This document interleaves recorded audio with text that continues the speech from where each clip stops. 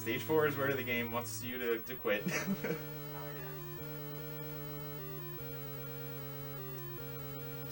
So I'm good to go if the timer is ready.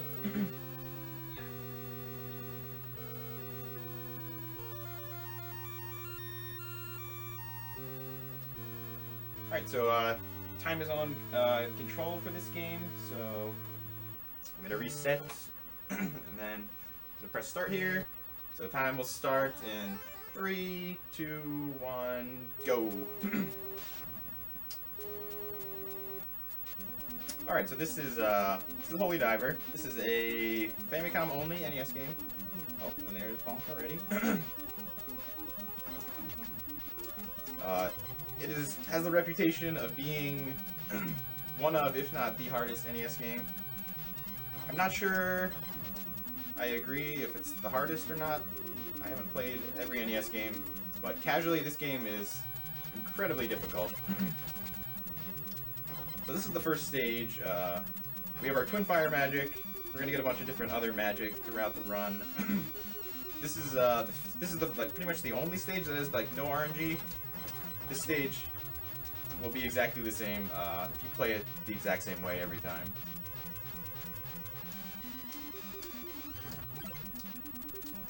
So I'm going to be grabbing some 1-ups along the way because bad things can happen in this game. This is the first boss, the Satyr. Hopefully you kill him up against the left wall. This is the fastest way to kill him. Alright, I didn't get the last jump, but that's still a solid kill right there.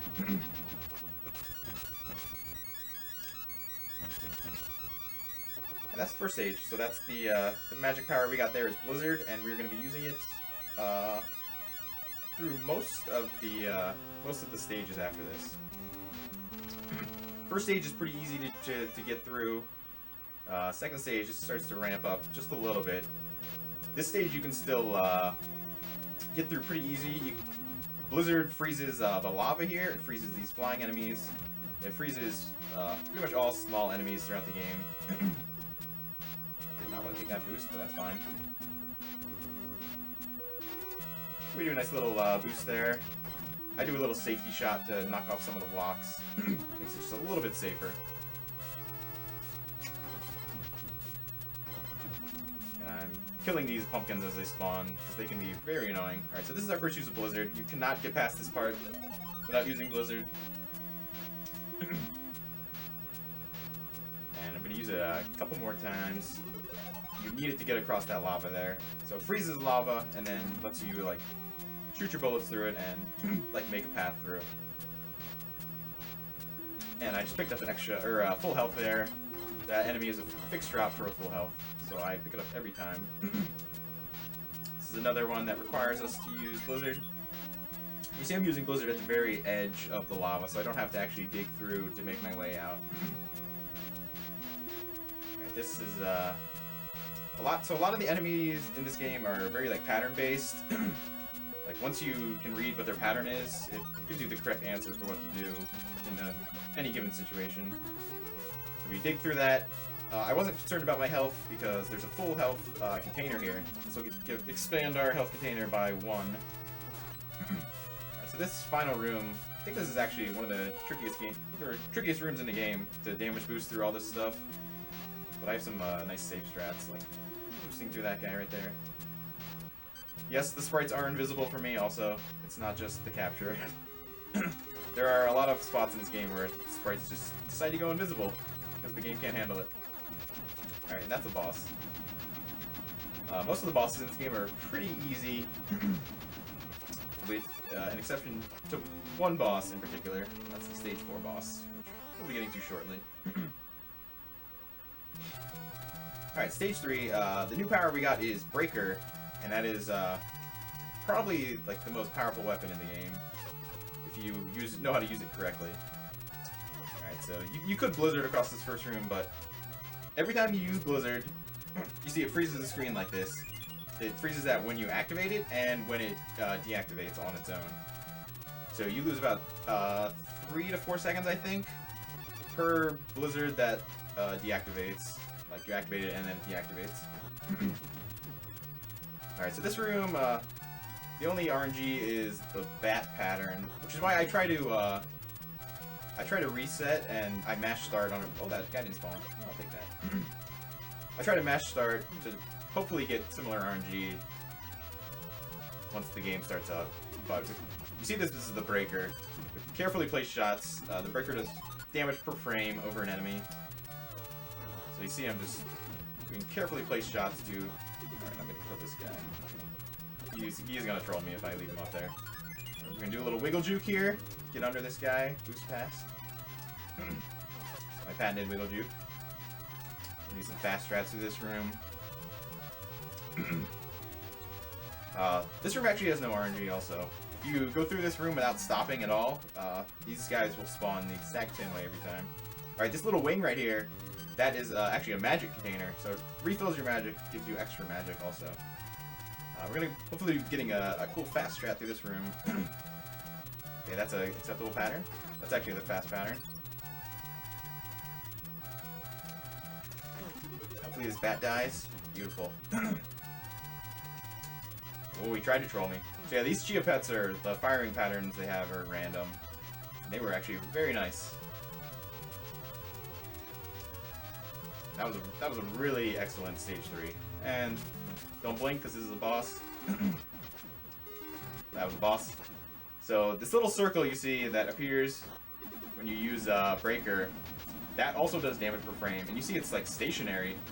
So you can, if you can place that carefully enough, you can do a lot of damage per frame over an enemy.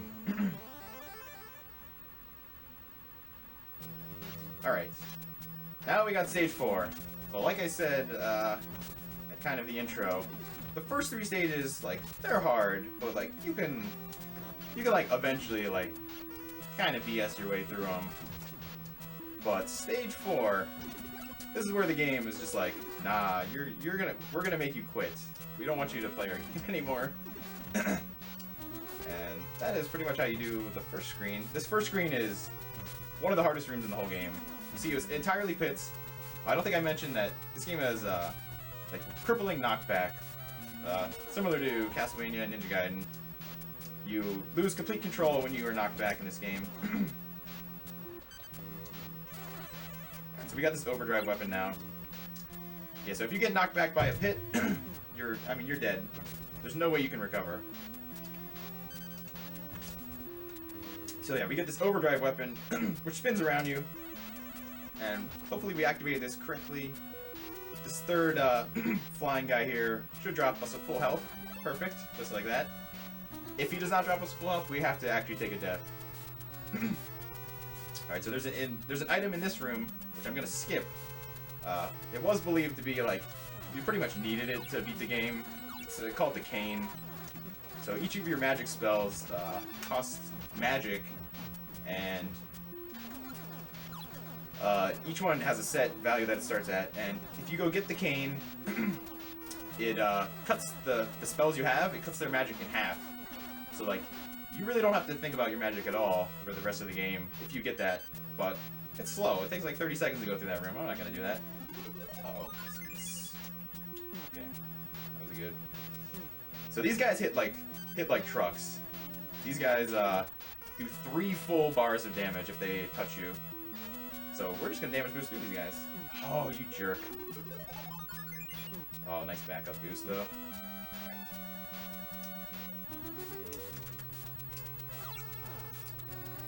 Make it! Make it! Okay. Alright, so this is the worst boss in the game. This boss is a spinning tower, shoots fireballs at you. You see it knocks you back like that. The fireballs, once again, it's not the capture. The game makes them go invisible a lot. Their sprites are still there, they're just invisible. So the safe strat is just stand on the edge here, use your breaker, or your overdrive. And you can only hit them with your regular shot. Nice, really good. That's a solid fight. You can only hit the eyeballs when they're on the side with your regular shot, so that's why you have overdrive active the whole time. And Yeah, so you see you're fighting that over a giant pit. If you get knocked back, you're dead. And so yeah, we the kind of safe strat, the old strat was to just stand at the very right side of that front platform, and then the knockback will barely knock you back, and you'll barely land back on the platform. But yeah, I think it's a toss-up between that one, or that stage, and the final stage, which is the hardest stage. It's one of those two. Alright, so we're gonna go for a fast strat here in this one, hopefully. Hopefully use only one blizzard to get through this lava part. Alright, should have it. Easy peasy. So that stops me from having to use another blizzard to make it through there. Normally, if you're just going through regular, like, the blizzard's just gonna run out by the time you get there. Alright, so I think the reason why this stage is so difficult, it is the longest stage in the game. Oh, okay. Oh, this is sketchy. Alright, we're good. I did not like that. We're gonna get our dragon buddy back. Return to the dragon a couple times in this stage. I think one more time.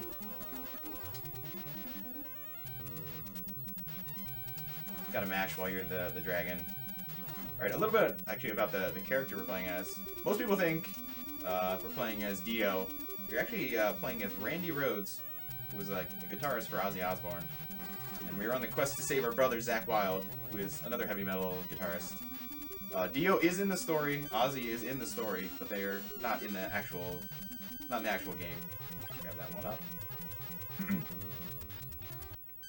So yeah, I was pretty reckless with my health. Like, it doesn't really matter because this guy drops his full health.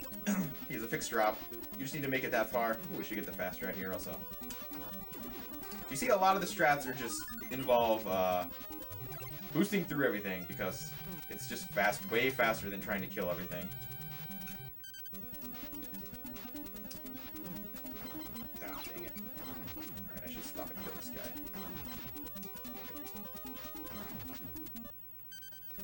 Okay. Use our blizzard because there's so much lava in this room. Okay, there we go. You see how much damage my breaker does to this guy? He just melts to a point blank breaker right to the face. Alright, that was a solid room. I stopped to kill one of the skeleton guys because they like to troll. Okay, there we go, that's fine. Oh, not fine. Okay, back to being fine. So that guy drops a, he has a fixed drop for full health. Okay. Here you can see these guys trolling with their random patterns. It's half my fault for missing the jump right away. Alright. Okay. So this is just what happens. Like, this game can just do this. It's a very rude game. Okay, there we go. Alright. But luckily this guy comes back, so we can get another full health. Alright. I'm looking for a certain pattern here. It should work. This room is very difficult casually to make it through. Speedrun way through is pretty nice. Okay, this should be perfect. That strat looks very scary, that I go right up to the edge. And I really like that it looks scary, but it's pretty much 100% consistent.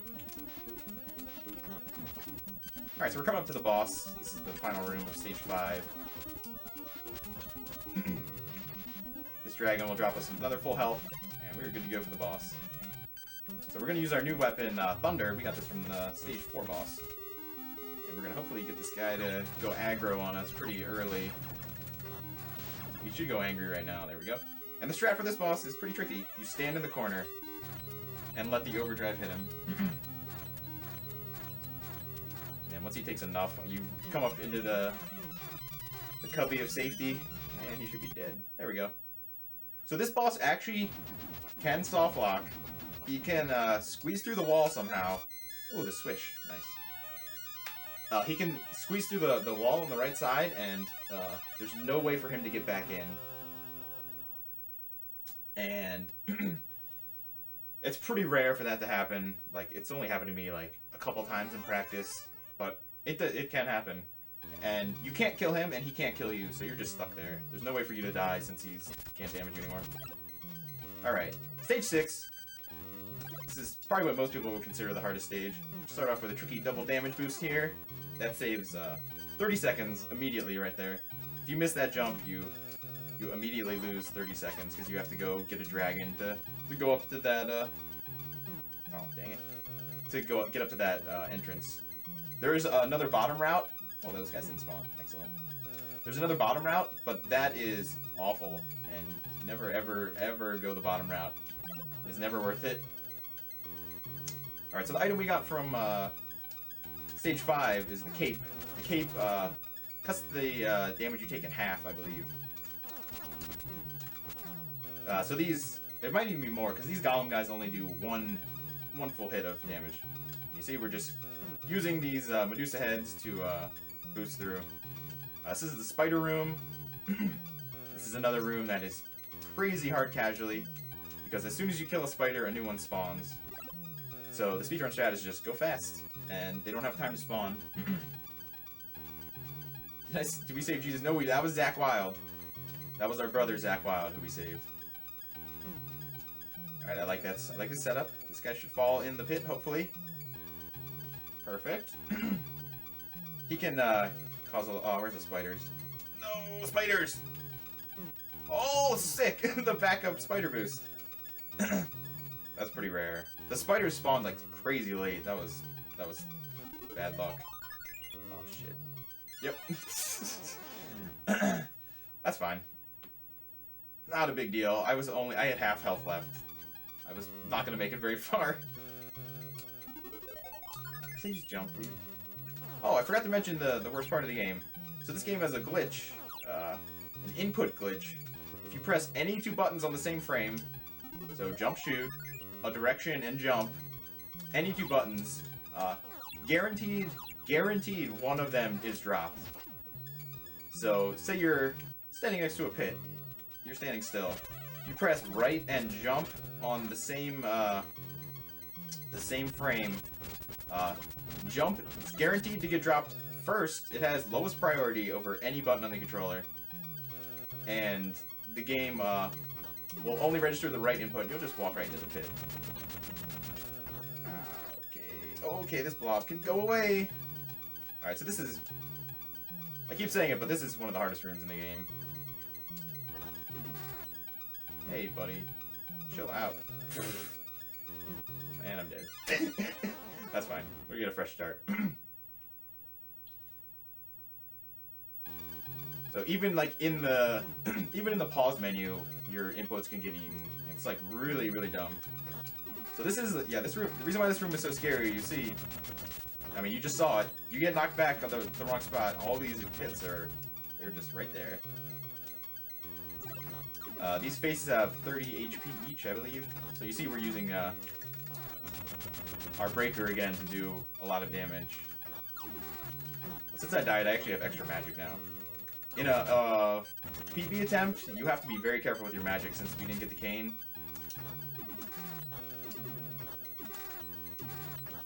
And... Oh! Dang it! So there's the green blobs. The green blobs are kind of random. And that was the end of the room. And he just came up and decided to... He had enough of me breezing through the game. That can happen. The reason that happened is because I had a really slow kill in that last phase. That was pretty much the whole reason. If I do a normal kill on that guy, like how I normally do it, that probably does not kill me. I can probably get up to the platform before he kills me.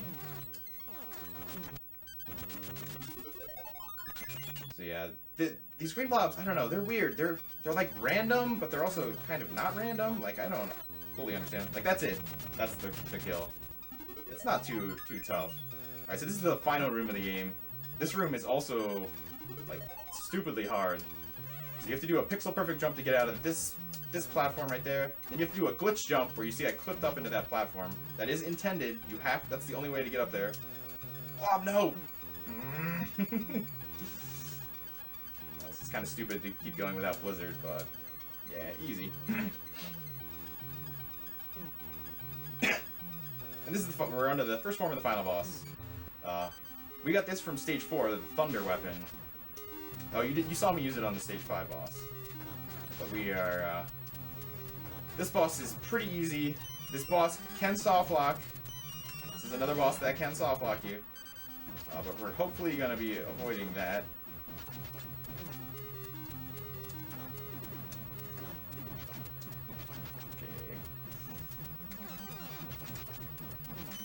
It's not. We are not entirely sure what causes the soft lock. It just happens. It's brutal. It has never happened to me on a PB pace run. I just need to kill this last one. All right, we're crossing our fingers. We don't soft lock here. Hey, we did not soft lock. Yeah, we have Tasser's Link 7777 and Vactor, and they're both trying to figure out exactly what causes it. And this is the final boss. Time is on the final hit. It'll be like in 3 seconds, and that's time.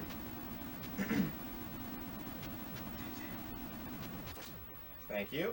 Yeah, this is an extremely difficult game casually, but in my opinion, the speedrun is, I don't think is super hard or anything. Like, once you get a bunch of patterns memorized and just learn all the strats, it's not too tough of a game to beat. There's only about 6 or 7 people that have like actually done like a quote-unquote speed run, so it's not a very large list of people that have actually speedrun this.